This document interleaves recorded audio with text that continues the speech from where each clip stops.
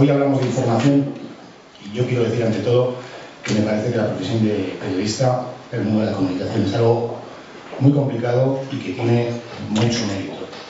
Creo que vivimos en un estado de opinión pública y es ciertamente difícil para un redactor, para alguien que opina, el poder condensar la información que el público demanda. Entonces, desde aquí, y como primera reflexión, mi admiración y mi reconocimiento a los profesionales de la información. Buenos días, soy, como ha dicho Óscar Molina Ignacio Ripérez, estoy aquí en representación de la asociación ATC Petition, asociación que empezó con 2 miembros exclusivamente, Marcelino Victoria, que está aquí presente, y un servidor, para acudir a las instituciones europeas a partir de los cambios tan drásticos que se iniciaron el 5 de febrero de 2010, a partir de todo el primer Real Decreto Ley que cambió completamente la forma de toda la legislación sobre el desempeño de la función de controlador aéreo y la misión de los servidores los proveedores de servicios de navegación aérea. Yo me he hecho un pequeño croquis, o sea que conmigo, Óscar, creo que vamos a tener problema de agotar esos primeros 10 minutos, porque precisamente viniendo con Marcelino en el AVE, veníamos hablando de que no quiero extenderme demasiado, porque a veces es precisamente mi problema, o sea que quizá por no extenderme demasiado sea demasiado breve. Y me he hecho 4 puntos, empezando por frontera entre alarmismo o derecho a la información. Antes de empezar, quiero decir lo mismo que Óscar, respeto muchísimo a los informadores, y es más, creo que el problema que tenemos en este momento los profesionales de la aviación, del sector de la aviación comercial, es que de repente nos hemos tenido que convertir en comunicadores. O sea, hemos tenido que dejar a un lado o arrinconando nuestra vida privada, o incluso en nuestro tiempo de trabajo dedicarnos a prepararnos para comunicar. Y comunicar no es nada sencillo. O sea, comunicar hay que tener un buen tono de voz, hay que tener una buena capacidad de que las palabras fluyan según tú las quieres decir, y hay que saber convencer y transmitir, porque si no, pues una de dos: o el personal que está ante ti se pierde porque tú te metes en demasiados entresijos técnicos, o al contrario, simplemente se aburre, no te sigue. Es decir, estamos teniendo que asumir los profesionales de la aviación una parte que es nada menos que una profesión, y hay algunos profesionales extraordinarios. En el caso de Óscar Molina es un gran profesional de la comunicación y un gran profesional de la aviación. Muchas gracias. No, me oigo y lo has conseguido. Pero los demás somos aficionados en la comunicación. O sea que perdonar el hecho de que estamos aquí tratando de contaros lo que está pasando con nuestras profesiones, pero tener siempre en cuenta que no somos comunicadores, somos profesionales de otra cosa. Entonces, empiezo por lo que es frontera entre alarmismo y derecho a la información. Para mí está bastante claro que alarmismo es soltar una noticia, primero, que es mentira, lo segundo, que no está contrastada, y lo segundo, que simplemente responde a rumores que se han escuchado y que alguien, de repente, y porque viene bien a alguien, cuidado, esa parte es muy importante, pues la saca inmediatamente. ¿Qué es lo que se puede hacer frente a este alarmismo? Y entramos entonces en el derecho a la información. El derecho a la información se produce un hecho grave. En el mundo de la aviación podríamos poner ejemplos como una degradación de la seguridad, tanto en los servicios de tierra como en los servicios que dan las aerolíneas, contrastado. El periodista informador, que es el que debe dar esa información, accede a esos hechos contrastados, los comprueba y no solamente tiene no debe plantearse, si yo cuento esto voy a alarmar. No, al contrario. Yo tengo la obligación de contar esto porque el señor que al final de la cadena va a ser el usuario tiene el derecho de saberlo. O sea que la frontera entre alarmar o cubrir el derecho del usuario a ser bien informado, para mí está clarísima.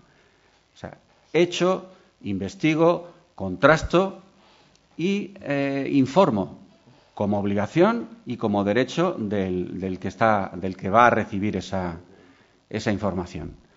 Que la información luego pueda no alarmar, sino ser alarmante, es distinto. Pero no es lo mismo ser alarmista que algo que se está produciendo sea alarmante. Oye, alarmante es que se esté degradando la seguridad.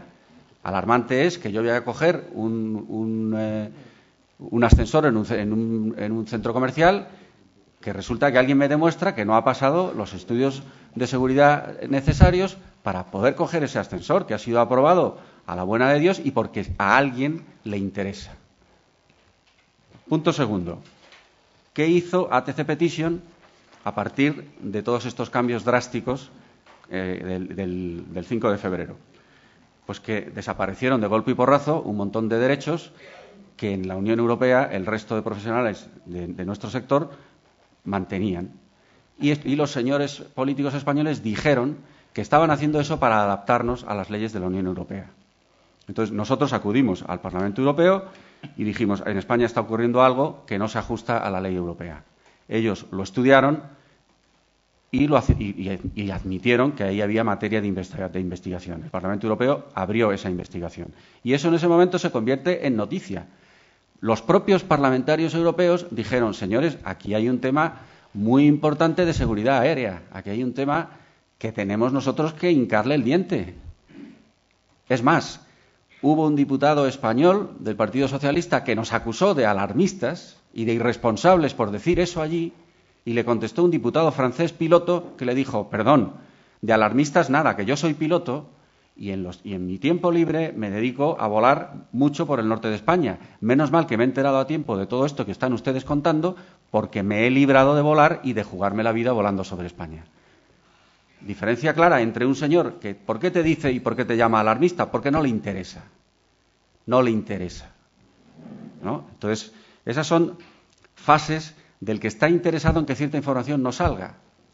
Primero te llama mentiroso, después si tú puedes demostrar que lo que estás diciendo es verdad, te llama alarmista. Hombre, pero eso es mejor que te lo calles, porque la industria, porque España vive del turismo, porque las compañías aéreas, porque podemos jugarnos mucho dinero.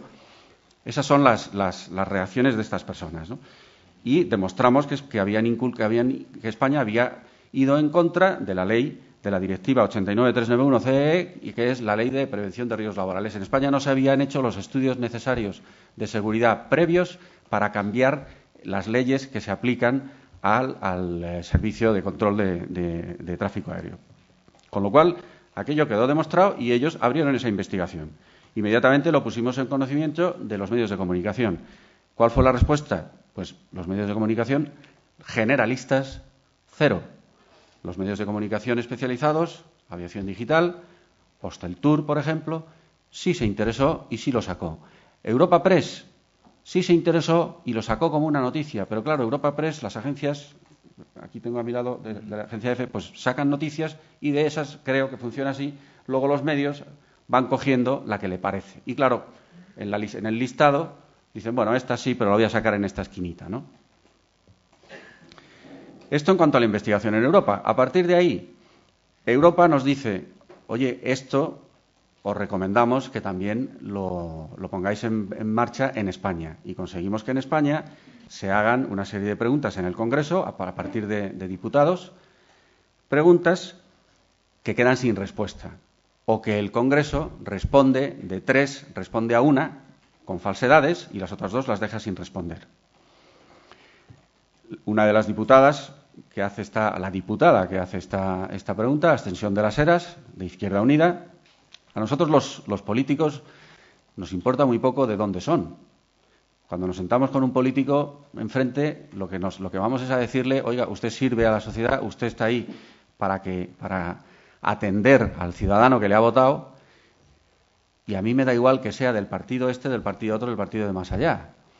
Y cuantos más los conozco, más todavía, porque conozco personajes de determinados partidos que son unos auténticos vagos, que no hacen absolutamente nada, es más, que califican el puesto que tienen como de balneario laboral, algunos de los europarlamentarios españoles, y en cambio hay otros que, oye, se leen todo lo que les mandas y hacen los deberes. Bueno, pues esta diputada de Ascensión de las Heras, de Izquierda Unida, hace una pregunta al Congreso diciendo a la Comisión de Fomento del Congreso dónde están todos los papeles que avalan, todos los estudios de seguridad que avalan los cambios que han hecho ustedes y que esta asociación está denunciando que no están hechos, con todas las consecuencias que eso trae, que ya las contaré más adelante. pasa el mes que tiene el Gobierno para contestar, no le contesta, entra en periodo de prórroga, no le contesta y pasamos a una situación que se llama que el presidente del Congreso da amparo a esta diputada o esta diputada se somete al amparo del presidente del Congreso y es el presidente del Congreso el que toma las riendas para decir al del Gobierno, oiga, hagan su trabajo y respondan a esta diputada lo que les ha preguntado. Y es lo que está mostrando ahora mismo mi compañero Marcelino en la pantalla. Autor de Las Heras, Ladera, abstención. Situación actual, Gobierno, contestación presidenta de la Cámara, solicitud de amparo. ¿El texto de la pregunta está? Sí, está atrás. ¿Lo puedes poner al principio? ¿En qué se basa el Gobierno para afirmar que la jornada aeronáutica de 1.670 horas de trabajo, de 1.200 pasaron de golpe y porrazo a 1.670 horas de trabajo, por controlador es un estándar europeo? Segunda, ¿qué estudio de seguridad y evaluación de riesgos funcionales posee el Gobierno para avalar las capacidades psíquico-físicas de los controladores aéreos sometidos a 1.600 horas de trabajo? Si sube un poquito, Enrique, por favor. Firmado por la sesión de Las Heras.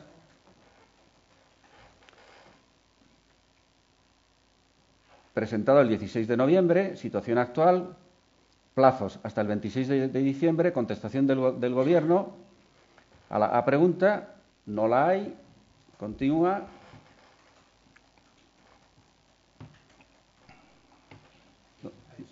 ¿Dónde está el tema de la prórroga, Marce?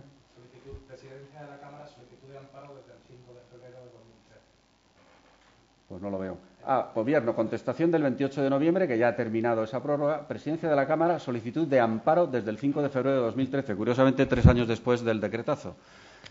Es decir, en este momento, el presidente del Congreso de los Diputados toma las riendas y le va a exigir al Gobierno que entregue esos papeles. Esos papeles no existen. Nosotros sabemos que no existen, porque de existir se nos habría preguntado a nosotros, y a nosotros no nos ha preguntado nadie. Ignacio, tenemos que ir acabando, por favor. Fíjate, yo había prometido no extenderme. Bueno, pues ya está, ya he terminado. Y desde el punto de vista mío, desde el punto de vista de mi opinión y en la opinión de ATC Petition, esto es una noticia muy importante, porque esto tiene implicaciones muy serias y muy graves que contaré después. Gracias, Óscar. Transparencia de la información del sector aéreo, alarmismo o derecho del ciudadano. Bueno, pues sin duda alguna, derecho del ciudadano. Y con la tesitura en la que nos encontramos hoy en día, mucho más. Yo entiendo que la función de la prensa en el transcurso de la investigación de un incidente o un accidente no es muy significativa. El hecho de que la prensa saque un titular con un hecho aislado que ha podido ser causa en un accidente o en un incidente no favorece. Ahora bien, considero que la prensa tiene una función absolutamente fundamental en que la transparencia de las conclusiones de esos incidentes y accidentes sea tal, en que esas conclusiones sean certeras y sobre todo en que esas conclusiones sirvan para mejorar el sistema, que es de lo que se trata. Y la prensa, sin duda alguna, tiene una labor fundamental en el análisis o en la auditoría de lo que es todo el sistema de gestión de seguridad en el ámbito, no solo en el ámbito de la aviación, sino en el ámbito de las centrales nucleares, en el ámbito de la navegación marítima o en cualquier ámbito, ¿no? Me gustaría empezar la ponencia con esta imagen. Esta es una imagen del virus del SIDA y viene a cuento de un artículo maravilloso que escribió un pensador que muchos de ustedes conocerán, se llama José Antonio Marinas, que se llamaba Síndrome de Inmunodeficiencia Social. Si lo meten ustedes en Google, les aparece enseguida. Yo creo que, si no me equivoco, lo publicó en el diario El País. Y entonces, en esa noticia, o en esa columna, Marina lo que hacía es establecer una analogía entre el virus del SIDA y la sociedad en la que vivimos. Como todos ustedes saben, el SIDA es un virus que lo que hace es que inhabilita el cuerpo humano para defenderse de sus propios agentes patógenos. Y entonces él hacía la analogía con la sociedad en la que hoy vivimos, que es una sociedad que desgraciadamente es absolutamente incapaz de defenderse de sus propios agentes patógenos. Y lamentablemente en estos últimos meses estamos viendo cómo está saliendo toda la podredumbre a todos los niveles del poder. Nadie se salva. Y bueno, alguien podría decir, bueno, pero mira, está saliendo toda la luz, los jueces van a actuar. Yo, ¿qué quieren que los diga? En mi opinión, ya es tarde. Ya es tarde. Y luego además hay indultos y bien, el propio sistema se encarga de autoprotegerse, ¿no?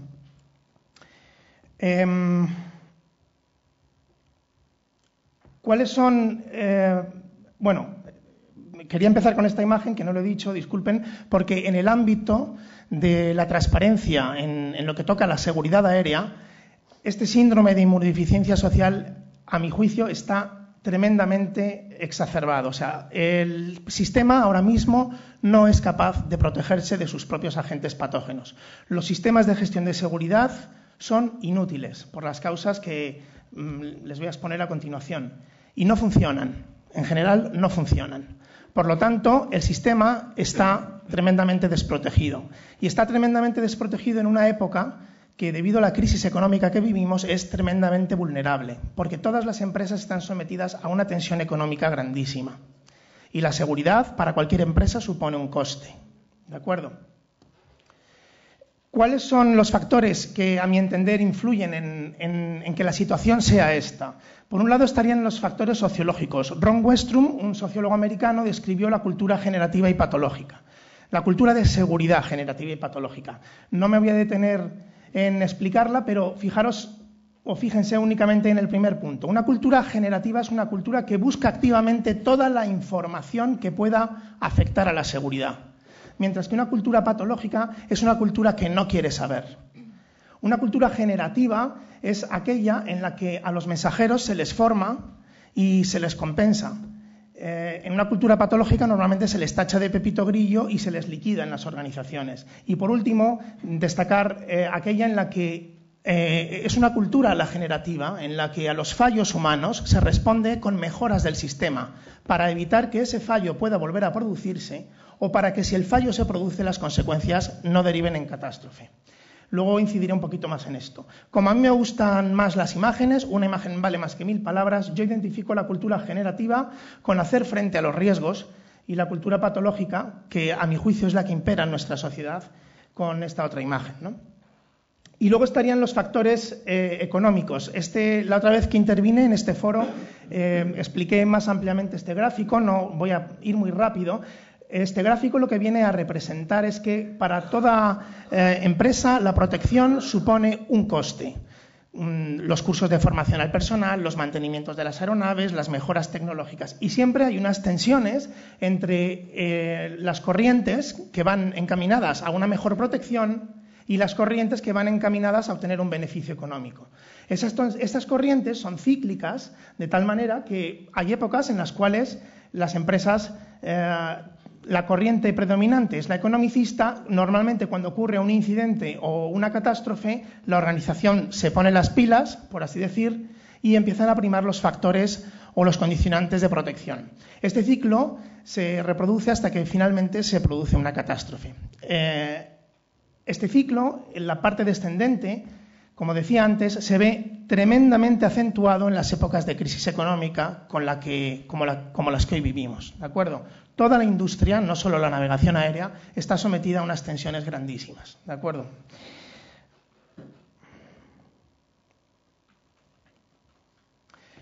Voy a ir muy brevemente también por los modelos de seguridad organizacionales, ¿no? Todo el mundo conoce este famoso modelo, ¿no? En el cual, los estudiosos o los filósofos que inspiran estos modelos llegan a la conclusión de que cualquier accidente nunca es por una causa, sino por la conjunción de pequeños factores situacionales. Y cuando la gente ve este famoso modelo de Rison o del queso Gruyère, todo el mundo saca esta conclusión. Y esta conclusión, sin duda, es interesante. Pero para mí no es la conclusión o la aportación fundamental de este modelo. Esta conclusión es interesante. ¿Por qué? Porque intuitivamente nos dice que cuantas más barreras pongamos y mejor estén las barreras, es decir, menos agujeros tengan las barreras de protección, más difícil es que se produzca un accidente, y eso es cierto. Pero la gran enseñanza de ese modelo no es esta. ¿Cuál es la gran enseñanza de este modelo? Hay que profundizar un poquito más para entenderlo. Es un poco más farragoso, pero yo creo que es sencillo. Para mí, la gran enseñanza de este modelo radica en la naturaleza de esos agujeros o fallos en las barreras de seguridad. Los fallos en las barreras de seguridad son de dos tipos. Lo que se conoce como fallos sistémicos o latentes y lo que se conoce como fallas activas o, más comúnmente, errores humanos. Es muy importante entender la diferencia entre unos y otros. Las fallas sistémicas o latentes son fallas que nunca están en el primer eslabón de la cadena de seguridad. Es decir, son fallos que suelen estar a nivel del gestor, a nivel organizacional o a nivel incluso del regulador o el supervisor.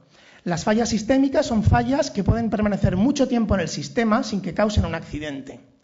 Las fallas sistémicas son fallos que pueden provocar multitud de incidentes o accidentes, mientras que los fallos o errores humanos es justo lo contrario. Los fallos o errores humanos se producen en el primer eslabón de la cadena. Los cometemos los pilotos, los controladores, los mecánicos, ¿de acuerdo? Los fallos o errores humanos suelen causar inmediatamente un incidente o un accidente. Y además suelen ser inmediatos en el tiempo, es decir, un fallo suele causar generalmente un incidente o un accidente. Entonces, ¿cuál es la verdadera enseñanza de este modelo, a mi modo de ver? Pues que según todos los modelos de gestión de riesgo organizacional, los fallos o errores humanos son en su mayor parte la consecuencia de fallos sistémicos. Es decir, los fallos sistémicos o latentes provocan errores humanos. Y esto es de sentido común y es muy fácil de entender. Lógicamente, una formación no adecuada puede provocar que los operadores, los pilotos o los controladores cometan multitud de errores. Unas jornadas que no han sido previamente contrastadas, como apuntaba Ignacio, y que someten a los pilotos o a los controladores a un estrés excesivo, pueden provocar infinidad de errores. Que los sistemas o que un mal mantenimiento puede hacer que un sistema de protección ante un fallo humano no funcione, se configure mal un avión y se vaya al suelo. ¿Se entiende bien, verdad? Los fallos sistémicos provocan fallos humanos. Por tanto, ¿cuál debe ser el objetivo de los sistemas de gestión de seguridad? Detectar fallos sistémicos. Detectar fallos humanos es absurdo. Fijaros, hay un símil, ya estoy tuteando, estamos cogiendo confianza. Hay un símil que, digamos, establece, bueno, es más que un símil, es una metáfora, ¿no? Una analogía con los tipos de errores y una laguna con mosquitos. La laguna representaría los fallos sistémicos y los errores humanos vendrían representados por los mosquitos. Mientras haya laguna, habrá mosquitos. Y nosotros podemos pasarnos la vida fumigando mosquitos como ese señor, pero si no secamos la laguna, seguirá habiendo mosquitos. Y ahora yo les pregunto a ustedes, ¿qué creen que es más costoso para las empresas? ¿Matar mosquitos o secar lagunas? Secar lagunas. ¿Y qué es lo que ocurre con todos y cada uno de los sistemas de gestión de seguridad que funcionan en nuestro país? Los de las propias empresas, CIAIAC, CEANITA, cualquiera de ellos, AESA, pues que se dedican única y exclusivamente a matar mosquitos. Porque secar lagunas tiene unas consideraciones y unas implicaciones económicas enormes. Dense cuenta lo que puede suponer, por ejemplo, un ejemplo concreto. El último informe de la CEANITA, que es la Comisión de Estudio y Análisis de Incidente de Tránsito Aéreo, tenía recomendaciones tan interesantes como que los controladores se les recomienda no asignar la misma altitud a dos aviones que confluyen en el mismo punto. Gracias. Se recomienda a los controladores que cuando dos aviones vayan en el localizador, que saben ustedes que es cuando ya los tenemos enfilados en la pista, asignen velocidad inferior al avión que va detrás. Pues hombre, se agradece. Señores, si los controladores están cometiendo errores de primero de GB de control, ¿qué está pasando ahí? ¿Qué está pasando ahí? A lo mejor hay una falta de formación continua enorme. ¿Qué ocurre? Que dar un módulo de formación a 1.800 controladores sale mucho más barato que imprimir una fotocopia en la que ponga que tengas cuidado de no meter un crujido.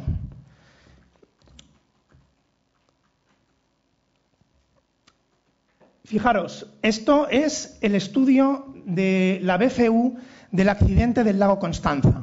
Saben ustedes que fue un accidente en Suiza en el cual colisionaron 2 aeronaves. Desgraciadamente, la prensa se apresuró a señalar al controlador como causante de la tragedia. Y es indudable que el controlador cometió errores de bulto. Y el piloto, o los pilotos, pues también, todos cometieron errores. Sin embargo, el estudio de la BFU alemana, si echamos un vistazo a las causas, permítanme que las ponga aquí para poder leerlas.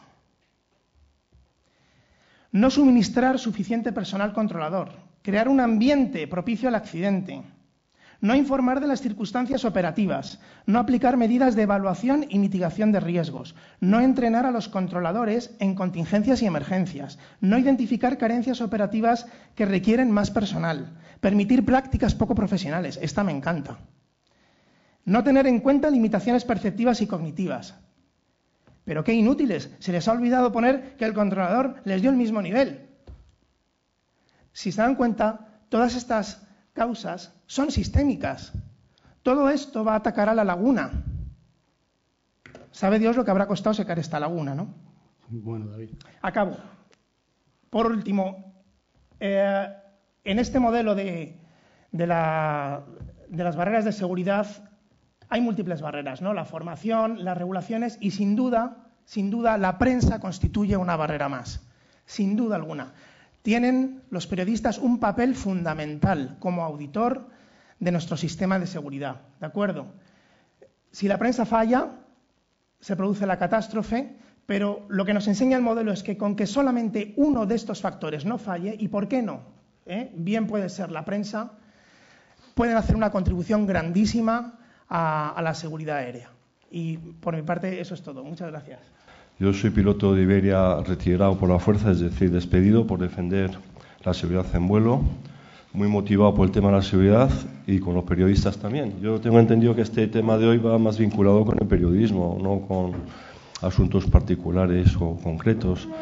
Entonces creo que es fundamental que los periodistas sepan lo que están defendiendo y lo que está pasando.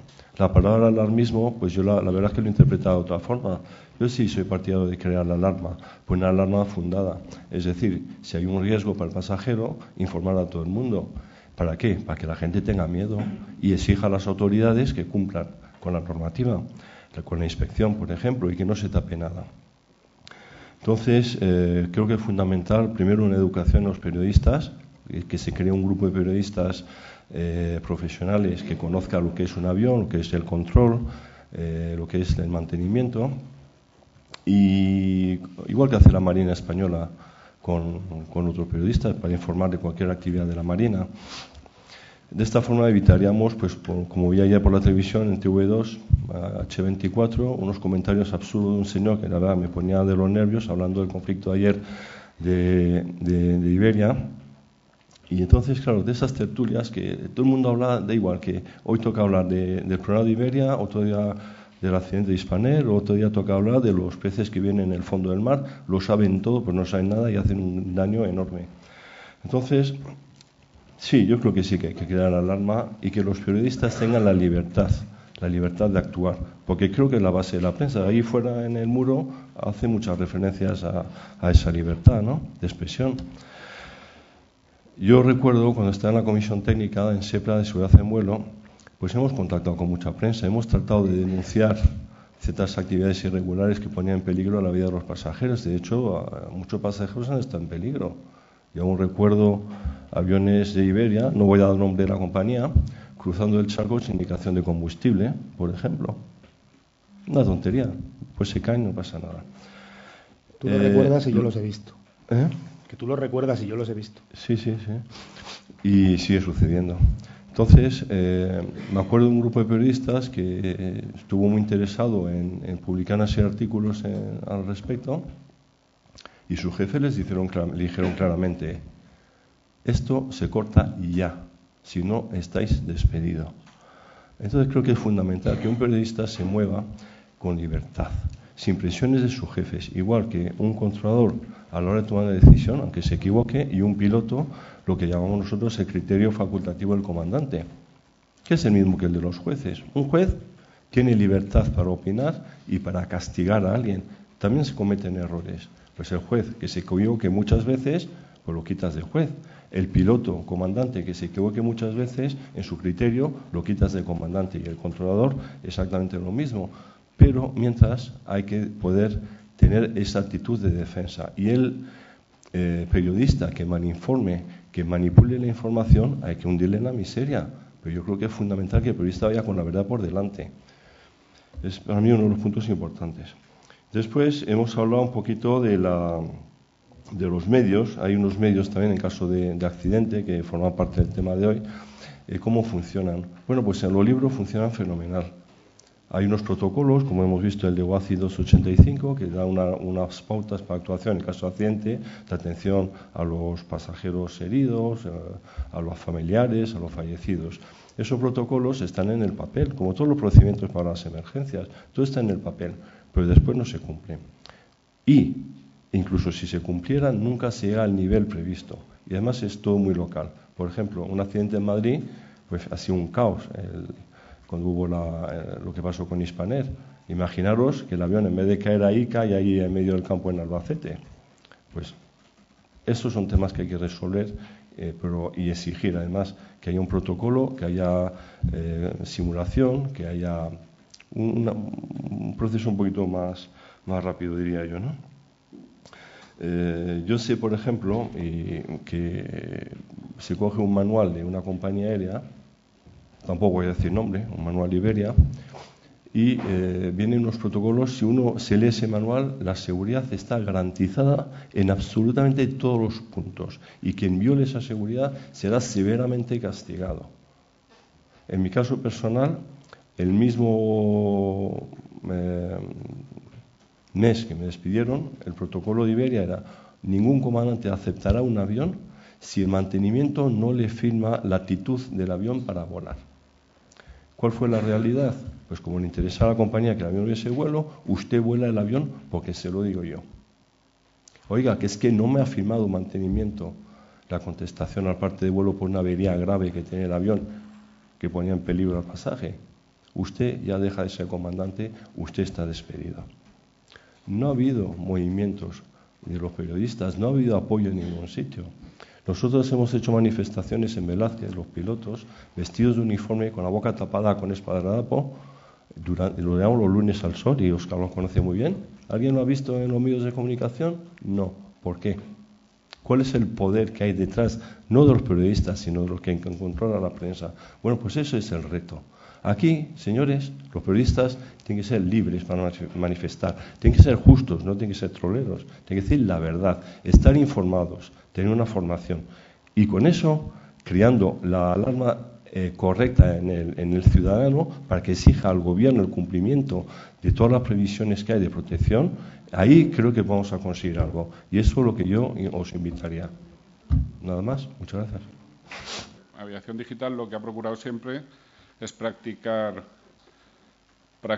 la libertad de información sobre estos temas. Al ser un medio especializado, pues la línea editorial fundamental y básica desde que se fundó es precisamente el tema de la seguridad, y en torno a esa línea hemos intentado movernos.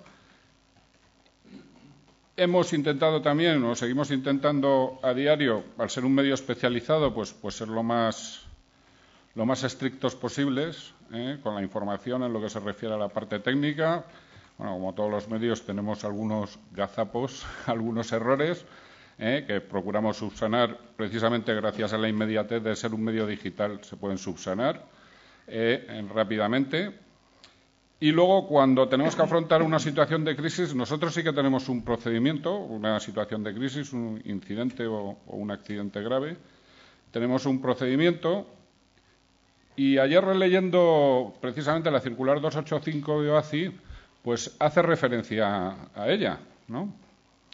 Hace referencia un poco al comportamiento y al flujo de la información tras una crisis que se debe seguir, que se debe protocolizar y que se debe dirigir desde las propias instituciones, por cierto, a las que invitamos a todos los actos que celebramos, incluida esta mesa redonda, y bueno, por unos motivos se han disculpado, efectivamente, pero invitados están en aras a la transparencia, eso siempre me gusta decirlo porque es así, igual que personal de, bueno, que nos acompañan también personal de compañías aéreas, pues de otras que hemos invitado, de organizaciones, en fin, de todos los sujetos que están implicados en la información que a diario intentamos transmitir. El ser un medio especializado o el que estén especializados los periodistas a la hora de afrontar un tema tan técnico o técnico simplemente como es la aviación, pues bueno, eso permite que se dote la información de una cierta objetividad técnica, que en mi modesto entender es incomprensible que en muchas ocasiones, en la mayoría de las ocasiones, incluso desde las altas instituciones, pues se tienda a la opacidad. Por ejemplo, yo siempre pongo un ejemplo muy sencillo, incluso hago una comparación, aunque son odiosas siempre las comparaciones, con la NTSB norteamericana. La NTSB norteamericana, en cualquier situación de crisis o no, como ahora, por ejemplo, con el tema del fallo de la batería del 787, es la propia presidenta de la NTSB, que es nada menos que la tercera autoridad de los Estados Unidos de América, la que se enfrenta a los medios para dar explicaciones de lo que está sucediendo y dosificando esa información. ¿Con eso qué se consigue? Con eso se consigue que el ciudadano pues tenga confianza en el sistema y cada vez más. O sea, la información se está manejando desde arriba. Bueno, pues los de arriba intentan manejarla, están dirigiéndola, pero también están siendo transparentes con respecto a los avances que va teniendo la investigación, por ejemplo, de los incidentes que ha tenido el 787. No pasa nada, al contrario. La sociedad lo que se consigue con eso es que la relación sea una relación de confianza con esas instituciones y de confianza del ciudadano cuando se sube. Sabe que hay alguien velando y supervisando el sistema para que funcione lo más seguramente posible. En España, por ejemplo, es una cosa que siempre me llama la atención y además se lo he hecho saber así en numerosas ocasiones a personas de la Agencia Estatal de Seguridad. Por ejemplo, no tienen un gabinete de comunicación, pero es que tampoco lo tiene propio. Tampoco lo tiene la Comisión de Investigación de Accidentes, que en una situación de crisis tendrán que comunicar algo del avance de la investigación que están llevando a cabo.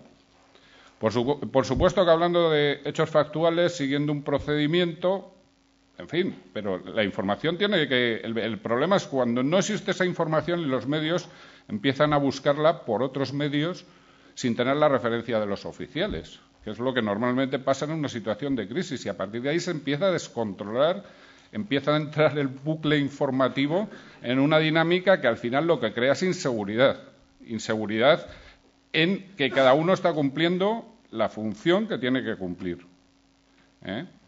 Entonces, eso nosotros lo hemos dicho en numerosas ocasiones. Es imposible contrastar una información con la Agencia Estatal de Seguridad, con la DGAC prácticamente, y con la Comisión de Investigación de Accidentes. Es imposible y además no es instantáneo, es un proceso tedioso. Si no puedes contrastar la información que afecta a una de esas fuentes, pues difícilmente luego a la hora de elaborarla vas a tener los dos puntos de vista a lo mejor de un mismo suceso. Con lo cual, mi resumen es muy sencillo. La transparencia favorece el que los ciudadanos vuelen más tranquilos porque saben que hay alguien que está supervisando y porque los medios están ejerciendo su función.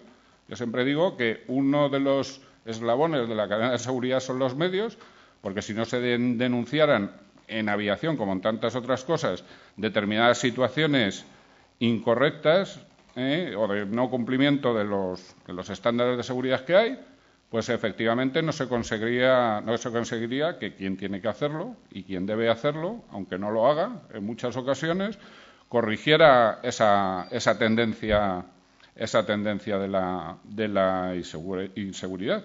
Entonces, los medios, yo no entiendo, yo la parte esa de que no se pueda escribir sobre determinadas cuestiones, lo que hay que hacer es simplemente contrastarlas y luego, cuando se produce un accidente, por supuesto, hay que tener una premisa, o por lo menos la que nosotros procuramos tener, es que detrás de cualquier accidente, lógicamente, hay personas y se trata de infligir el menor daño posible a esas personas que hay detrás del accidente en todo momento. Lo digo por cuestiones, por ejemplo, gráficas, no son necesarias. O O sea, la sociedad y los lectores, por lo menos los nuestros, pienso que es así, no hay que explicitar la tragedia, no hace falta. No hace falta, se puede escribir de ella y se puede ser contundente y se puede decir lo que hay que decir sin ser explícito. Eso no es necesario. Y aparte que es un ejercicio sano desde el punto de vista social. No hay que decirlo todo, no hay que enseñarlo todo. Explícitamente, me refiero. Con lo cual, bueno, pues nosotros vamos a seguir un poco en nuestra línea, vamos a seguir nuestro procedimiento cuando haya una situación de crisis y, bueno, pues el objeto último es minimizar el dolor humano, que yo creo que es un buen cometido por parte de un medio especializado. Y nada más. Yo, bueno, como responsable de comunicación del colegio, tengo el punto de vista profesional de una organización profesional, en este caso que representa a los pilotos, pero yo soy periodista. Entonces también tengo la visión del profesional, aunque esté al otro lado de la barrera, no estoy en los medios, estoy al otro lado, pero mi formación y mi trayectoria es de periodista. Y bueno, también haré algunas reflexiones desde ese punto de vista. Cuando Enrique me invitó a participar en esta mesa de debate, lo primero que hice fue buscar la definición de transparencia. Y una de las acepciones de la RAE es claro, evidente, que se comprende sin duda ni ambigüedad. Bueno, pues en general, hablando de cualquier asunto, en nuestro país adolecemos mucho de transparencia. Y hablando en concreto del sector aéreo, por supuesto que adolecemos de transparencia. Aquí hay ambigüedades, hay dudas, hay interpretaciones y, sobre todo, en el sector aéreo hay muchos prejuicios y muchos tópicos. Muchos de ellos desfasados, muchos de ellos injustos y, como siempre que se generaliza, se cometen muchos errores. Hablando de seguridad aérea, yo creo que debe primar la prudencia. Creo que debe primar la prudencia, pero eso no significa que no se deba llamar a las cosas por su nombre. Lo que pasa es que hay un problema. En España hay, de manera general, muy poca cultura aeronáutica y, en el caso de los periodistas en general, y estoy viendo a caras de periodistas especializados, tenemos aquí también en la mesa alguno, hay muy pocos periodistas especializados en el sector aéreo.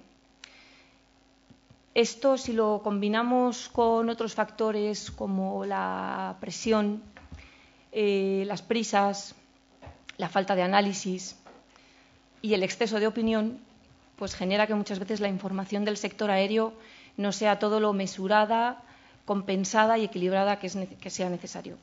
Eso es así. Creo que los periodistas, como ya se ha mencionado, juegan un papel muy importante en materia de seguridad aérea, pero yo les otorgo un papel transversal. Es decir, los periodistas, su papel fundamental es el de informar a la sociedad. Y la información es poder.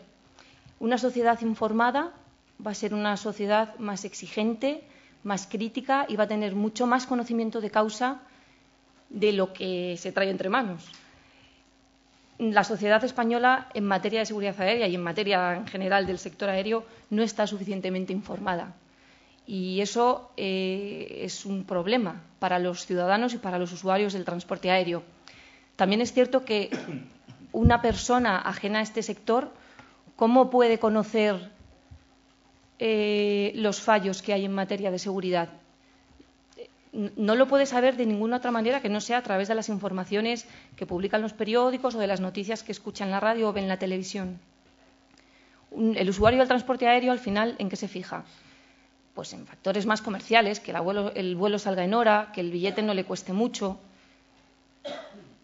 Da por hecho que la seguridad está 100% garantizada, porque de alguna manera no le queda otra. No tiene criterio ni tiene elementos para saber lo que hay detrás de un billete de 20 euros o lo que hay detrás de un billete de 150. Ahí yo creo que el papel de los periodistas es clave, en poner el foco sobre determinadas cuestiones que están en sombra, en generar debate entre la opinión pública, en denunciar determinadas prácticas que pueden ser irregulares o no del todo seguras. Ese es su papel. pero creo que nunca debemos de olvidar que la seguridad aérea, de quien depende realmente, es de la autoridad aeronáutica, de los operadores aéreos y de los profesionales del sector. Por eso insisto en esa idea de un papel transversal. Su papel, el papel de los periodistas y de los medios de comunicación, creo que está en esa labor de dar voz o generar debate sobre determinadas cuestiones que afectan a cualquier persona que coge un avión. Y todos somos susceptibles de coger un avión mañana y de tener un problema. Lo que pasa es que, como decía antes, hay poca cultura aeronáutica y pocos periodistas especializados. Y especialmente cuando se produce una crisis o un accidente aéreo, que puede ser evidentemente, lo más llamativo, lo más grave y lo que más información puede generar, se produce la contradicción entre el no hay tiempo de los medios, porque hay que informar al minuto, y el sosiego que requiere la investigación de un accidente aéreo. Entonces, ahí hay una contradicción, sinceramente, creo que difícil de resolver, porque la información no espera y la investigación necesita tiempo. A lo mejor luego podemos debatir ideas entre todos para conjugar esos dos elementos. Por eso pienso también que las organizaciones profesionales del sector jugamos un papel importante. Tenemos aquí controladores, representantes de los pilotos y otras profesiones del sector. Creo que jugamos una labor importante desde el punto de vista didáctico. Esa falta de especialización muchas veces, pues puede venir primero porque no hay tiempo y segundo porque este sector es complejo, es amplio, tiene muchas aristas, es muy técnico también. Entonces yo creo que ahí tenemos un papel importante para dar a conocer cada uno su profesión y la cara que tiene este sector aéreo. Que esa información no provenga exclusivamente de las autoridades aeronáuticas, a las que les voy a dedicar también unas reflexiones. Autoridades aeronáuticas o Fomento. La verdad es que falta muchísima transparencia por parte de nuestras autoridades aeronáuticas. Entiendo o puedo intentar imaginarme lo que supone gestionar la comunicación de un ministerio y de todas las organizaciones vinculadas a ese ministerio, pero lo que nunca se debe perder de vista es que se deben a los ciudadanos y que los ciudadanos necesitamos estar informados. Creo que cualquier persona debería acceder a la página web del Ministerio de Fomento o de la Agencia Estatal de Seguridad Aérea y poder consultar muchísima información que hoy por hoy no es pública, que debería ser pública y que, es más, cuando preguntas expresamente por algún dato, no responden muchísimos meses después y de una manera parcial, o directamente la respuesta es que no eres parte interesada. Eso es un error. Cualquier ciudadano de este país es parte interesada, o cualquier organización vinculada de una u otra manera al sector aéreo es una parte interesada para consultar un dato y recibir una respuesta en un tiempo razonable. ¿Por qué no conocemos, por ejemplo, por qué, cuándo y cómo se sanciona una compañía aérea? Eso deberíamos conocerlo todos. Pero la realidad es que hoy por hoy esa información está oculta. Está oculta o no existe. En realidad no sé muy bien qué pensar, pero creo que deberíamos, con un clic, deberíamos tener acceso a un montón de información, como ocurre en otros países. Aquí hoy por hoy eso no ocurre. Por lo tanto, esa opacidad, al final, los únicos que pueden vencerla de alguna manera son los periodistas, los que escriben, los que publican, y también los ciudadanos, porque yo creo que no debemos perder de vista que los ciudadanos, la sociedad civil, los usuarios del transporte aéreo, ya que estamos hablando de este sector, tenemos que ser responsables con lo que hacemos y con lo que compramos en el caso de un billete de avión. Es muy difícil probablemente conseguir la información necesaria para valorar si volamos en una compañía o en otra, pero creo que debemos ser responsables y debemos actuar con conocimiento de causa. Ese conocimiento de causa nos lo van a dar los periodistas. De alguna manera se cierra el círculo nuevamente.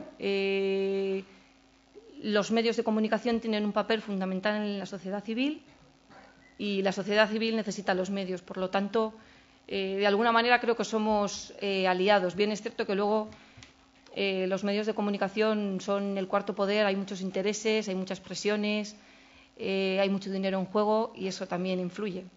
Pero bueno, y por último, no me gustaría terminar sin hacer una reflexión, porque creo que no hay que confundir el término transparencia.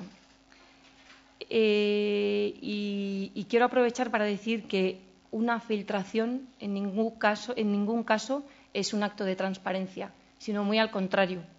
Recientemente, en los últimos años, hemos visto diversas filtraciones, por ejemplo, de grabaciones de cabina, conversaciones de grabaciones de cabina, y eso, lejos de ser un acto de transparencia, es un flaco favor para la seguridad aérea. Evidentemente son filtraciones interesadas y evidentemente tienen una intención de distorsionar, de tergiversar y de confundir a la opinión pública. Y lo consiguen, en muchos casos lo consiguen. Pero ya que estamos hablando de transparencia, quería hacer esa matización, porque las filtraciones nunca son un acto de transparencia, sino en el caso de la seguridad aérea, vamos, es justo lo contrario.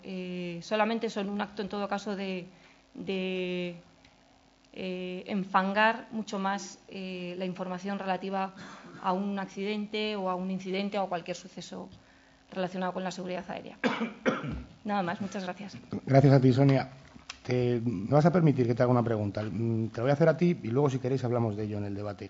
Has dicho una cosa que es completamente cierta. La información acerca de la aviación está llena de tópicos y de frases hechas y de lugares comunes, pero seguramente, vamos, lo hemos sufrido todos, ¿no? Seguramente no me equivoco si digo que toda la información relativa a la aviación genera mucho morbo, genera mucho interés.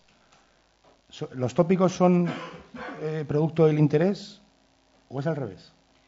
No, los tópicos yo creo que es porque moverse en los tópicos es muy cómodo.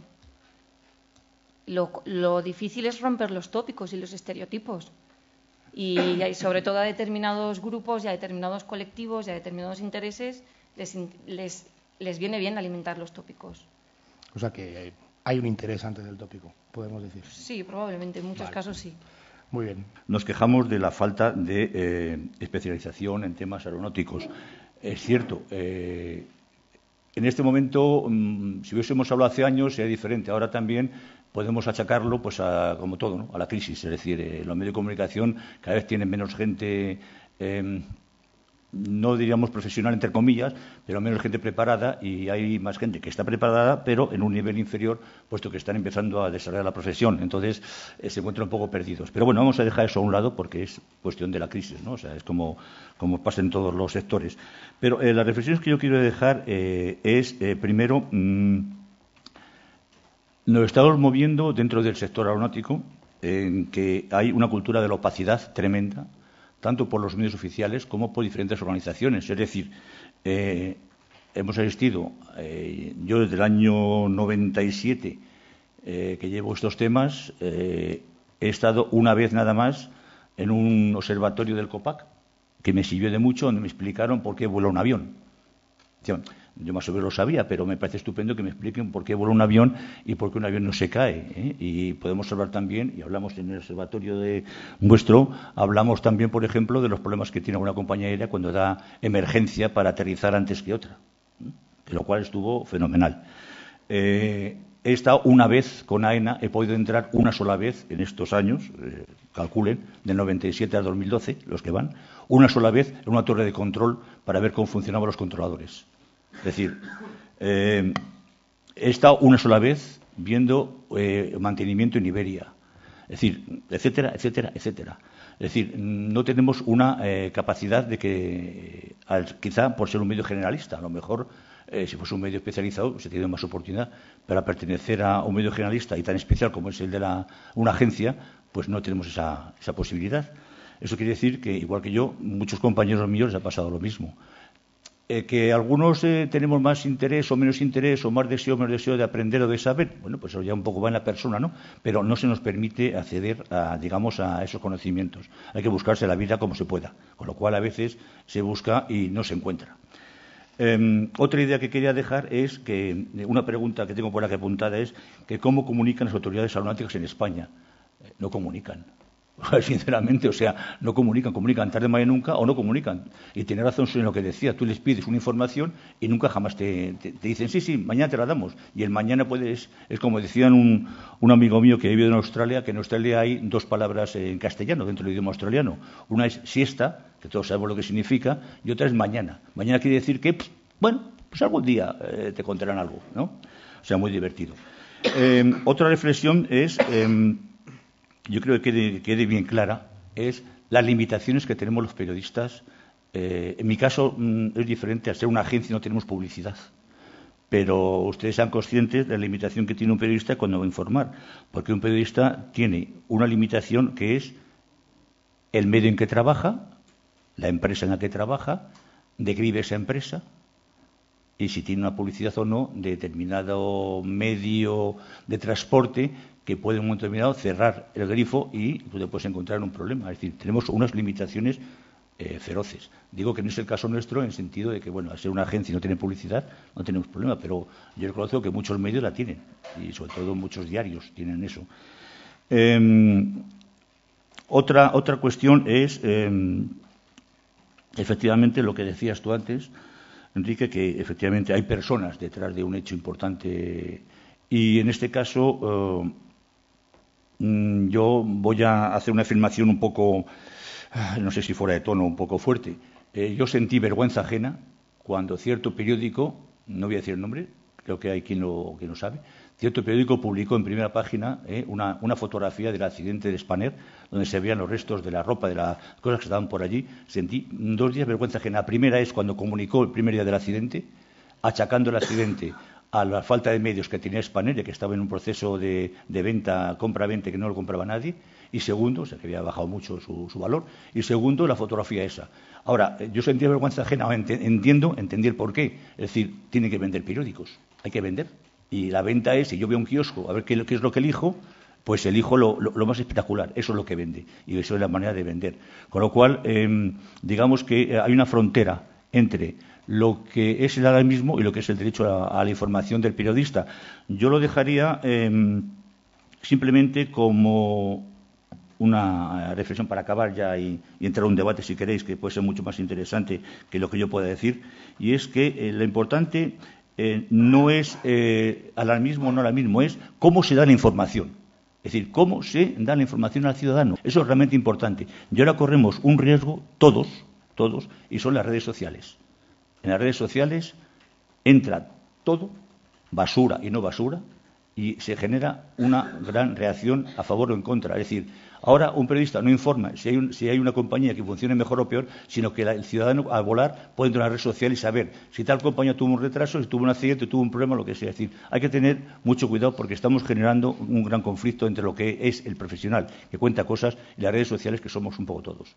Y cuando queráis entramos en un debate. Gracias. Gracias a ti. Me parece muy interesante el tema de las redes sociales. Bueno, pues llega el turno del debate. No sé si alguno queréis comenzar o si hay alguien del público que desea decir algo. Podéis ir levantando la mano. Por supuesto, adelante. Me van a permitir un comentario que me ha llamado la atención y que ninguno de los ponentes ha tocado. Ustedes hablan, o la mesa se titula Transparencia en la información.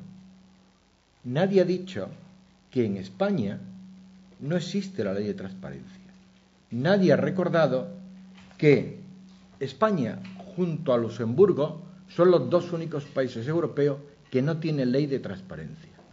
Malta entró o tuvo ley de transparencia el pasado mes de septiembre. Nadie ha dicho que Perdona, el PSOE... ¿puedes...? Porque sí, yo mismo confieso que no sé exactamente. ¿Puedes explicarnos qué implica tener una ley de transparencia? Que usted no puede exigir a la Administración que le den una información. Por lo tanto, si usted no puede exigir, nunca la podrá tener. La ley de transparencia es fundamental para que no solo el periodista, sino el ciudadano pueda tenerla. Y además me llama mucho la atención que ninguno de los miembros de diferentes asociaciones y grupos estén o formen parte de la coalición española sobre la ley de transparencia, que se ha ido moviendo y ha obligado a que el actual gobierno eleve a proyecto un anteproyecto que había, y en estos momentos está en el Congreso. Se lo digo porque el título, con todo respeto, arrancan desde el planteamiento de la transparencia. Imposible que haya transparencia en el sector aéreo si no hay una ley de transparencia española. Nada más. Muchas Y gracias. si tienen intención de formar parte de la coalición, con mucho gusto le pondré en contacto. Gracias. Muy amable. Pilar. Yo he estado oyendo aquí varias cosas y aunque pueda estar de acuerdo con este señor, efectivamente tiene razón cuando dice que no hay una ley de transparencia. Lo cierto que esa exigencia de información, pues es que la Constitución española, que desde luego es la Carta Magna, fija unos derechos y unos deberes para los ciudadanos. Yo, desde luego, como presidenta de la Asociación del Accidente de Spanair, quiero decir varias cosas. La circular 285 de OASI, en el accidente del 20 de agosto de 2008, no se siguió, no la sabían, la debían de tener escondida en algún cajón, porque yo personalmente me enteré que esa circular existía en el año 2010. Desde entonces y hasta ahora voy a Montreal el día 28 de febrero para asistir al Consejo formado por 36 países de OASI, donde se va a debatir un documento de política que probablemente elevará la categoría de la circular a que forme parte de un anexo 9 de OASI. Desde luego, desde el año 2010, yo ni he tenido apoyo del Ministerio de Fomento, antes al contrario, ni tampoco se me ha ayudado jamás para conseguir que esta circular fuera algo más de lo que fue. Al hilo de esto, hace unas semanas ha salido publicado un libro de la colección de AENA, se titula Descubrir, donde la actual presidenta de la CIEJAC y dos de sus vocales, es absolutamente vergonzoso e hiriente. Desde luego, para mí, que llevo 3 años crucificada, mendigando ayuda para ir a Montreal las 2 o 3 veces que he estado, y que en el capítulo 7 de este libro, que lo dedica a la información a las víctimas y a los afectados y a la sociedad, empieza a relatar la normativa que hay, y la única normativa que hay era esta circular 285. Una buena parte de los vocales de la CIEJAC o de los funcionarios de la CIEJAC estaban en el accidente del 20 de agosto de 2008. Que los dineros públicos se sigan utilizando para que estas 3 personas, estas 2 vocales y esta presidenta, acudan a la normativa que existe en OASI, en Australia, que es muy modélica. Australia se ha opuesto en el Consejo y en las últimas reuniones que ha habido de este grupo de trabajo que revisa la circular, se ha puesto sistemáticamente su legislación, su normativa en materia de asistencia a los afectados. Está tan desarrollada que desde luego le parece una tontería el tema de la circular 285. Bueno, pues en ese libro la presidenta de la CIEJAC acude a diferentes normativas y desde luego no cita ninguna en España porque no la hay. Ha tenido que ser el Reglamento Europeo 996/2010, que obliga a los Estados miembros a tener un plan de asistencia a la familia, que por cierto el plazo era en el 2012, se está haciendo ahora. Y en ese plan en ese Real Decreto de Víctimas, como le llama la ministra actual, pues resulta que se obligaba solo a las compañías aéreas, a los planes de protección civil de las comunidades autónomas, a tener ese plan de asistencia a la familia. Solo en base al trabajo brutal que se han hecho en estos 3 años con esa circular 285, hemos conseguido convencer a Fomento que el operador aeroportuario tiene que implicarse en ese plan de asistencia a la familia. Cuando ocurre una tragedia, las familias vamos al aeropuerto a que nos informen. Se tiene que implicar a esa, que tiene que tener dentro de sus planes de inspecciones, que esos planes de asistencia a la familia de las compañías aéreas se simulen y estén vigentes. Y desde luego también tiene que implicar a las compañías aseguradoras. Las aseguradoras tienen que saber las compañías que cumplen o no con la seguridad aérea. Ha hablado Enrique de la NTCB. Yo me quedé absolutamente asombrado cuando asistí en marzo del 2011 a una conferencia internacional que hace cada 2 años la NTCB, donde reúnen a las familias y las escuchan y aprenden y van los investigadores. Yo, sería una falacia por mi parte decir que lleven la mayoría de las experiencias y tal a los informes, pero de luego las escuchan y las escuchan con respeto, cosa que aquí en España no se hace. Respecto al tema de la publicidad que han dicho algunos de ustedes, yo ayer estuve en una... sigo peleando porque el documental JK 5022 se emita en una televisión de ámbito nacional. Ayer es prácticamente la última visita que he hecho y lo primero que me preguntan es que si el documental va contra Mapfre. Justamente el documental no va contra Mapfre. En fin, hay una cierta posibilidad de que esta televisión lo emita. Respecto a la información del Ministerio de Fomento, ¿cómo van a tener ningún gabinete de comunicación a esa o la CIEJAC o lo que sea? Si normalmente los gestores que está teniendo últimamente el Ministerio de Fomento son cualquier cosa menos profesionales del sector, lo desconocen por completo. Cuando se están haciendo con el Ministerio se tienen que marchar. Y en el caso nuestro del accidente de Spanair hubieron 2 focos de información. Una, la ministra que estaba en aquel entonces, que lo único que hizo fue dedicarse a salvar el trasero y que no la culparan de lo que había ocurrido. Y 2, los periodistas que se tiraron a la parte trágica o a ver la cara de la tragedia, que era lo único que les interesaba. Esa foto, más que esa foto, hay otra foto todavía más tremenda. Sí, pero yo me estoy refiriendo a esa foto. Mire, el juez empezó a investigar inmediatamente después que se produjo el accidente. Noviembre del 2008, El Mundo saca una portada, la mayoría de las familias mendigando que nos dieran cualquier resto que hubiera, y vuelve a sacar una foto en portada donde están todos los restos. Había una camiseta de tal que la propia familia se la habían negado. Bueno, obligamos al juez a que no tiran esto.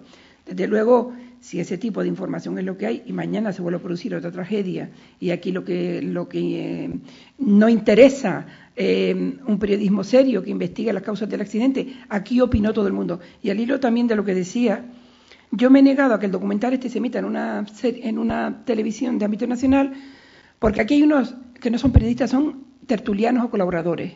Entienden de todo y no saben de nada. Y desde luego yo me niego por dignidad a que este documental, que está hecho con una generosidad sin límite por las familias y con un trabajo brutal, que venga ningún indocumentado a hablar de lo que no sabe. Por eso tal vez ese documental no ha salido. Quiero decir otra cosa. En cuanto al alarmismo, Europa tiene una lista negra de compañías aéreas. Tiene una lista negra de compañías aéreas porque aquí no se le da publicidad. Según dijo un alto funcionario en el año 2010, cuando se celebró aquí, cuando España presidía la Unión Europea el semestre, pues el Ministerio de Fomento ni se le ocurre. Nosotros hemos intentado esa compañía, tener esa lista, tenerla actualizada y tal, pero no hay manera de que nadie la publique. Y por último quiero decir una cosa respecto a las limitaciones de los periodistas. No es verdad que haya limitaciones, porque cuando trincan un asunto que es portado un día y otro día y otro día, y yo he reflexionado mucho acerca de esto, porque los periodistas que empezaron de todos los medios a informar de lo nuestro, y le puedo decir nombres y medios, todos han ascendido en su empresa. Le daban todo el tiempo del mundo para hablar de la tragedia de Spanair, pero sobre todo para hablar de una parte que no aportaba nada a la sociedad y que a nosotros nos hacía mucho daño. Hay muchas maneras y se lo digo desde mi propia experiencia personal, yo entiendo que nuestro tema está amortizado, nuestra tragedia está amortizada para la sociedad y se amortizó mucho antes de que la CIEJAC pusiera la primera piedra de lo que luego hizo la audiencia. Nosotros hemos peleado hasta la saciedad, precisamente por este estado de la aviación que hay en España, de intentar que hubiera una sentencia, que desde luego la sentencia era imposible conseguirla, pero la hemos intentado, que pusiera un poco de coto a esto. Nos tenían que haber permitido que hubiera habido un juicio. Nosotros no queríamos que se condenara a ningún inocente. Y ese juicio se ha negado a las familias porque hubiera puesto en tela de juicio el sistema de la aviación civil española, porque no nos engañemos. Nuestra tragedia tiene culpables y están vivos. Y pertenecen a los fallos sistémicos que tiene la aviación civil en España. Y desde luego es indignante absolutamente que de esto no se haya aprendido nada. Volverá a ocurrir y volverá a pasar. Desde ese punto de vista, este año, y con esto quiero terminar, lo iba a decir antes de la entrega del premio, pero lo voy a decir ahora, el trabajo de la asociación en la vía judicial ha quedado como ha quedado, y ahí tenemos un recurso de amparo en el Tribunal Constitucional, no sabemos qué pasará, no, ninguna esperanza. Pero por otra parte, la asociación ha conseguido que la circular 285 de OASI sea parte de un anexo. Hemos conseguido algo más. También hemos conseguido, a base de mucho empujar, que ese Real Decreto de Víctimas de Fomento sea una realidad, y lo va a hacer antes del verano. Y finalmente también la asociación, en vista de que aquí no había manera de que nos hicieran caso, y se presentará probablemente en marzo, nos hemos unido con 6 o 7 asociaciones de víctimas de Europa y hemos creado una red europea de asociaciones. Nosotros esperamos que eso, y con la batalla que vamos a dar en Europa, que eso cambie un poco los cimientos, cosa que hemos conseguido con nuestra tragedia. Gracias. Pilar, apoyo todo lo que has dicho. Sí, resaltar que efectivamente Nueva Zelanda es un ejemplo con todo el tema este. Y que tenemos una mala costumbre en España, que es la de seguir los pasos de otros países. Educación, pues vamos a hacer lo que ha hecho Francia. Pues no somos líderes y cuesta muy poco ser líder. Igual que pasó en su momento con las JAR, ya no voy con primera medida, pero la JAR era un acuerdo entre vecinos, por decirlo así, lo que España lo hizo legal. Bueno, pues ahora mismo la circular 285, de entrada, eso va a tener valor legal. Ya has dado muchos más pasos, pero podemos ir tirando en la cuerda en vez de ir arrastrándola. Y yo creo que es muy importante la labor que estáis haciendo y bueno. Después, por otro lado, sí existe en Francia una publicación que se llama el Dossier Noir de la Aviación, es el dossier negro de aviación, que denuncia muchas irregularidades estas. Pues se puede invitar también aquí que se haga un trabajo similar a nivel nacional. Es un reto que se puede plantear. Muy bien. A mí hay algo que ha dicho Ignacio Rodríguez que me ha llamado mucho la atención, me ha gustado mucho. Él ha hablado de que las circunstancias están obligando a que muchos profesionales de la aviación nos convirtamos en comunicadores. Yo creo que eso es cierto. Y me gustaría saber, quizá los más indicados serían las dos personas que me flanquean, que son periodistas profesionales, pero me gustaría saber la opinión de todo el mundo. ¿Eso ha sido bueno para la información? ¿Ha sido malo?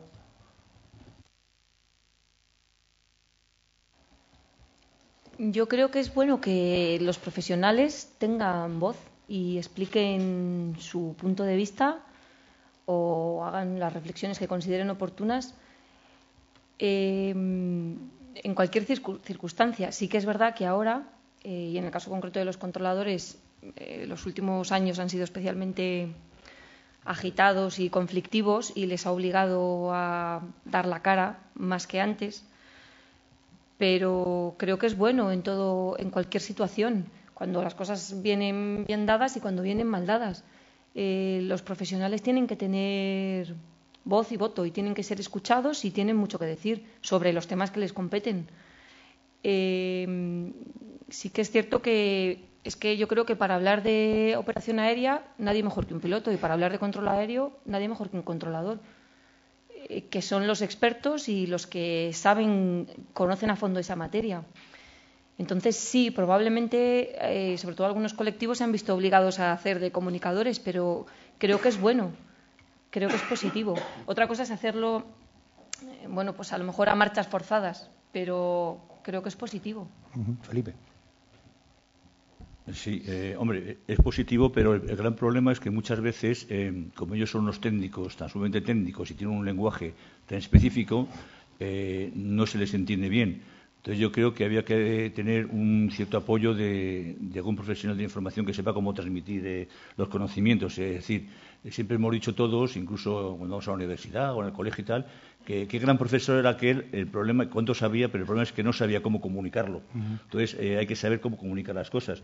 Y comunicar siempre, es decir, no esperar a tener un gran conflicto para de alguna manera que de aprovecharse, entre comillas, de aprovecharse de una posición para enganchar a un periodista y contar algo para que transmita lo que ellos quieran. Es decir, hay que estar abiertos siempre a todo, es decir, a cualquier tipo de comunicación.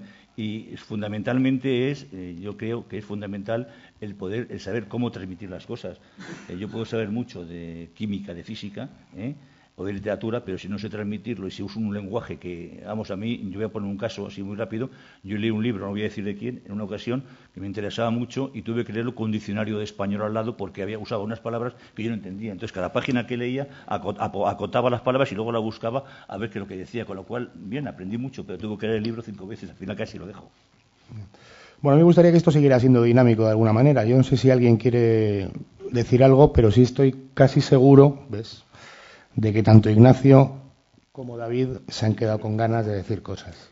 Sí, yo quería decir, con relación a este apunte que nos ha dado este caballero sobre la ley de transparencia, que qué más quisiéramos nosotros que saber absolutamente todos los decretos leyes que se están desarrollando en este país. Yo no tenía ni idea de lo de la ley de transparencia y me alegro muchísimo. Pero lo que sí sé es que, ante la pregunta o la respuesta que ha dado Felipe de la agencia EFE sobre si las autoridades aeronáuticas de qué manera informan, y su respuesta ha sido sencillamente no informan. Efectivamente, yo digo no informan, pero sí montan campañas. Montan campañas, las financian contra determinados colectivos, como han montado una campaña durante año y medio o 2 años contra los controladores aéreos, financiada claramente y a través de periodistas y de periódicos que han ascendido, como ha dicho la gran Pilar Vera, y ahora están en la campaña montada contra los pilotos de Iberia. La portada de hoy del ABC, que nos han dado en el AVE viniendo de Sevilla, me parece una auténtica vergüenza. O sea, decir, España no puede permitirse esta huelga de Iberia, eso debería haber sido la portada. España lo que no puede permitirse es perder a Iberia y que se la lleven los ingleses. Pues no, señor, España no puede permitirse la huelga de Iberia. Ya están los señores pilotos ahora en el punto de mira. Y esas campañas las montan las instituciones públicas y pagan por ellas. El Ministerio de Fomento gasta dinerales y se ven en todos los periódicos de gran tirada que, como a algunos se le ocurra levantar la voz, deja de aparecer allí AENA concurso público para tal o Iberia concurso público para tal, etcétera, etcétera. Y, por otro lado, si un miembro de la Cámara de Representantes, un miembro del Congreso, le pide al Gobierno unos papeles, el Gobierno tiene la obligación de darlos, con o sin ley de transparencia, se los tiene que dar. Si eso se produce, no se dan esos papeles, la prensa entonces debe de informar, sin necesidad de ley de transparencia. La prensa debe de informar, señores, hay una persona que le está pidiendo al Gobierno unos papeles, que la no existencia de esos papeles, y antes dije que lo iba a comentar, es tan grave como lo siguiente. Las aseguradoras que están detrás de la responsabilidad civil de AENA, si ocurre un accidente donde se vea implicado el ATM, pueden perfectamente decir, señores, yo no pago, porque igual que no pago a un señor que le aseguro su coche, pero que no se lo deje a nadie que es menor de 26 años para conducirlo, como no está cumpliendo la ley y como no me ha comunicado este riesgo, es un riesgo no comunicado, ustedes no me han comunicado a mí que están fuera de la ley, pues yo no voy a pagar. Es así de grave. Esos son miles de millones que podría haberse implicado. Y eso se puede perfectamente informar al personal. Eso por un lado.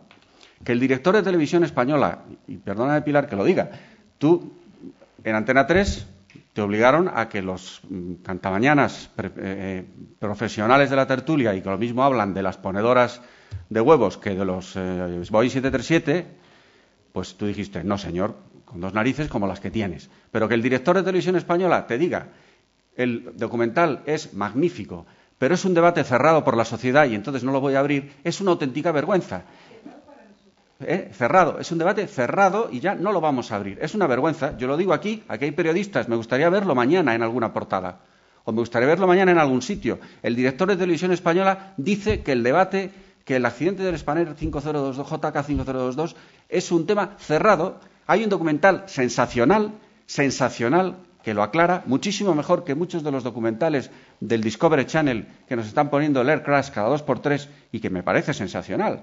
pero que este documental es bastante mejor que esos documentales, o por lo menos está a la altura, para mí por encima, y el señor director de Televisión Española dice que es un debate cerrado y que no lo pone, pues eso es un escándalo, y me gustaría que cualquier periodista le pidiera explicaciones a ese señor. Y preguntarle a Sonia, con el tema de la seguridad, hay que tratarlo con prudencia, efectivamente, prudencia, pero prudencia versus qué. Es decir, cuando tengo que hablar de seguridad, voy a ser prudente, porque si no soy prudente, ¿qué soy? Alarmista. Me imagino que te refieres a eso. No, de hecho, cuando he hablado de prudencia y a continuación decía que hay que llamar a las cosas por su nombre. Me quedo con el término que utilizaba Óscar. Él hablaba de crear conciencia. Exacto. Es que creo que el alarmismo gratuito no sé si nos lleva a nada positivo. Es que nadie estamos por el alarmismo gratuito. Pero si en España, desde el 5 de febrero de 2010, llevamos diciendo: señores, estos cambios van a tener consecuencias. Y debo decir en autocrítica, gente de nuestro propio colectivo fue miedoso en empezar a hablar: esto va a tener problemas de seguridad. Cuando Marce y yo íbamos al Parlamento Europeo y explicábamos lo que estaba pasando, los propios europarlamentarios y funcionarios de alto standing de la Comisión Europea nos decían: señores, aquí hay un problema de seguridad aérea enorme. Esto tiene que ir al departamento de Sin Calas, comisario de Transportes. Esto es un problema gravísimo de seguridad. Los miembros de la Comisión de Peticiones del Parlamento lo decían igual. Esto nos interesa, esto es un tema grave de seguridad. Y resulta que al final de ese año España tuvo 47 incidentes tipo A y 96 tipo B. Lo que habíamos avisado, 47 tipo A, Óscar, ¿qué es? Cojo los mandos que me estrello contra ti. Son cuasi colisiones. Es decir, casi una a la semana durante el año 2010 ocurrió en los cielos españoles. ¿Quién se ha enterado de eso? Aparte de los que estamos en el mundo de la aviación. ¿Quién se ha enterado que 400 personas se han podido matar a la semana en España durante 2010? ¿Somos alarmistas, por decirlo? No, el otro día el Congreso se autoproclama muy contento, por mayoría absoluta, porque dicen que han reducido en un 50% los incidentes tipo A. Claro, hombre, si vienen del 50% del 2010, estamos en 25. Bueno, si vienen del 50%, estamos en 12. Eso es un escándalo todavía. España en el 2010 superó el récord de los 39 países que reportan Eurocontrol en el año 2009. Pues eso debería haber sido portada. Eso no es ni alarmismo ni nada. Eso es informar, señores, que los pilotos nos están diciendo: tranquilo, no te preocupes, que sabemos lo que estáis pasando. Algunos, otros presionaban más, ahí todo hay que decirlo. Pero eso es grave. Eso es grave.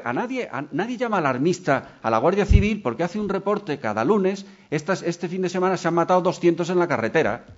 Tampoco dice que es debido a los problemas entre la Guardia Civil y el Ministerio del Interior, que están negociando, como sí he leído aquí, por el señor Ruiz del Árbol, que a veces pues, ha sido buen periodista, otras no. Como he leído aquí, noticias de la agencia EFE en el 2009.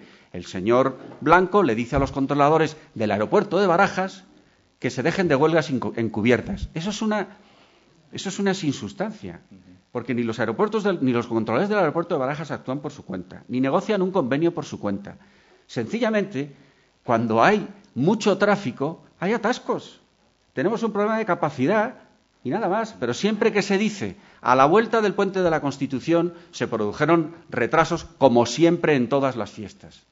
Pues no, señor. Eso no es así. Eso es información totalmente sesgada y dirigida contra un colectivo.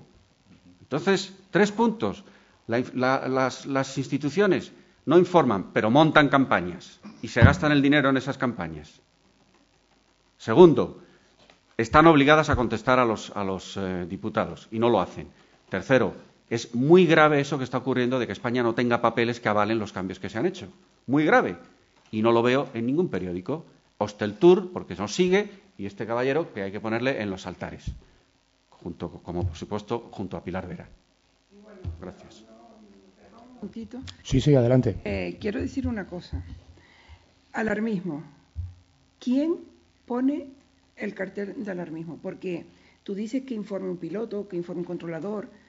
Mi experiencia personal es que el tema de los medios de comunicación es tremendo.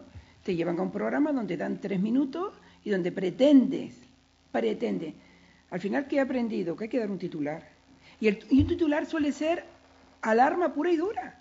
Pero es que y yo esto creo... que está, mira, y esto que está contando el gran Ignacio Rupérez, que mi admiración también por él es mutua, una persona consecuente hasta haber perdido, no conozco a nadie en el transporte aéreo, a ti, Michel, y no conozco a nadie que haya sido tan consecuente hasta perder su puesto de trabajo, marcharse y por no estar en ese sistema con el que no comulga con tal, o sea que la admiración es mutua. Pero el tema de la alarma es la obligación que tiene cuando te llevan a un programa a 2 minutos o poco tal, que tienes que dar un titular. Y el titular ese es alarmista. Con todo y con eso, vamos, dura lo que pasa que yo, bueno, lo que comentaba Ignacio, eso ni es alarmismo, esos son datos. Él ha ido con datos. O sea, no está inventándose nada ni está exagerando nada. Son datos. Eso no es alarmismo. Por supuesto que no es alarmismo. Otra cosa es que los datos sean alarmantes. Eso es distinto. Pero que es bien distinto. Hay que diferenciar. Y luego, esas tertulias que tanto se han criticado, que son para criticarlas, de hecho, es que volvemos a lo de antes, o por lo menos mi punto de vista, es que lo que falta es información y lo que sobra es opinión. ¿Aquí opina todo el mundo de todo? Pues no, todo el mundo de todo no puede opinar. Lo que hace falta es información. Y cada vez hay más opinión y no se diferencia. Puede haber una columna de opinión, pero tiene que estar claramente diferenciado que eso es la opinión de un señor o de una señora, pero se mezcla todo. Un gran estercolero, el tema de la información, donde todo el mundo va con su cerilla y va prendiendo la hoguera, y lamentablemente en esa hoguera estamos todos los que sufrimos ese estercolero de información. Y una cosa, el tema nuestro, por ejemplo, a mí me duele extraordinariamente que las agencias de noticias y los medios de comunicación, ¿saben dónde nos encuadran? ¿En qué parte, en qué sección nos encuadran a nosotros? En economía, ni siquiera en sociedad. ¿Qué nos están diciendo? ¿Que esto es una cuestión de dinero? Que no porque nos tienen metidos en economía.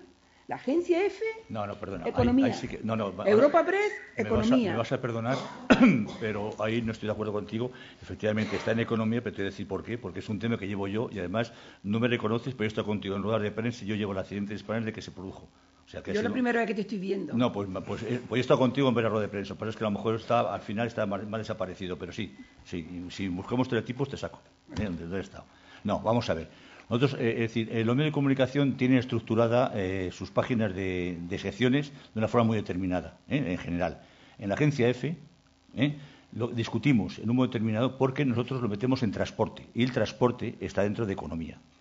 Yo soy la persona que lleva el transporte y turismo en la agencia F. Entonces, el tema de fomento y demás.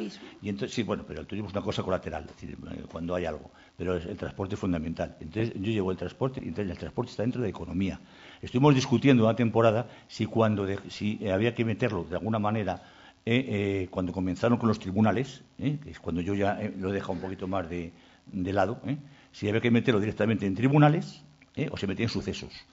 Y hemos mantenido desde el primer momento que había que dejarlo en transporte.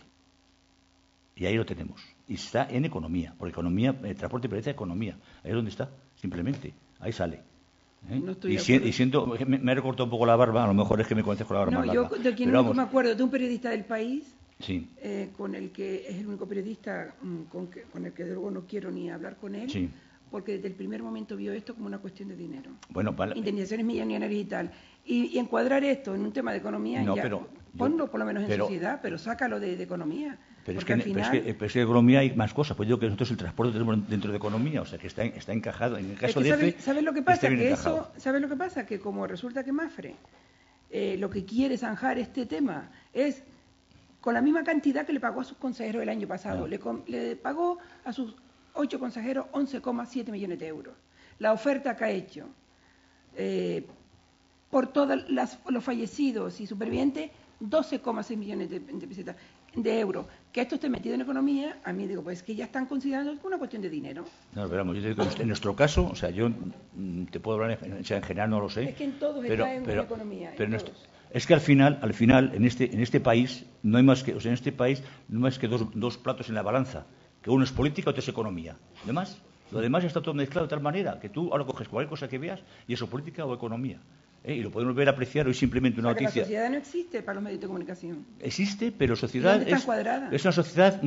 Sociedad está mezclada con cultura, con espectáculos. Es una mezcla rara lo que hay. O sea, que tanto economía como en este país, política, en este al final país, en la sociedad yo te pongo un ejemplo. Hoy, por ejemplo, la noticia que hemos visto del primer aterrizaje de un avión en el aeropuerto de ¿dónde ha sido? En Castellón, me parece que ha sido, ¿no? Pues si ves algún periódico, lo ha metido como una noticia de política.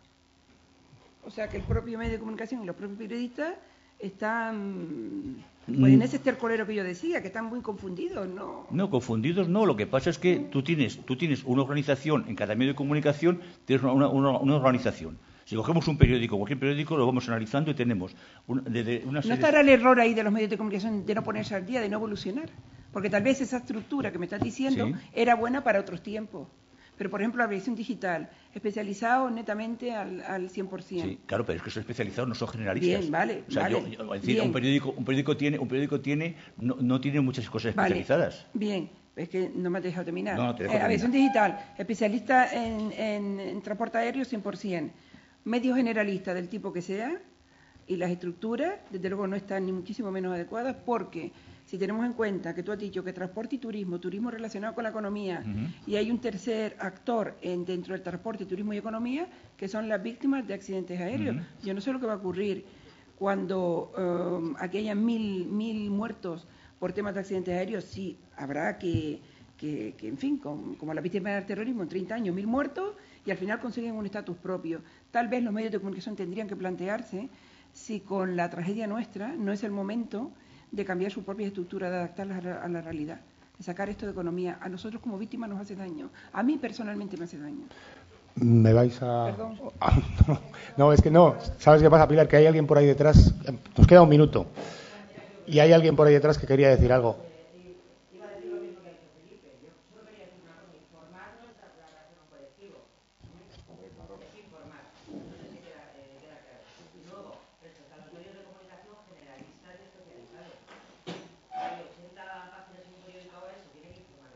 Pues mira, a eso creo que te voy a responder yo. Es que tenemos un minuto. Por supuesto, hay aviadores malos y buenos, hay periodistas buenos y malos, está claro. Informar no es dar la razón a un colectivo. Y estoy completamente de acuerdo. Informar es contar la verdad. Y para contar la verdad hay que, a su vez, beber de todas las fuentes. Cuando uno bebe solo de una fuente, no es ya que le esté dando la razón a una fuente, es que no está contando la verdad, o por lo menos no toda la verdad. Y yo como usuario, como lector, creo que no está informando. Bueno, creo que tenemos que terminar aquí. Gracias a todos,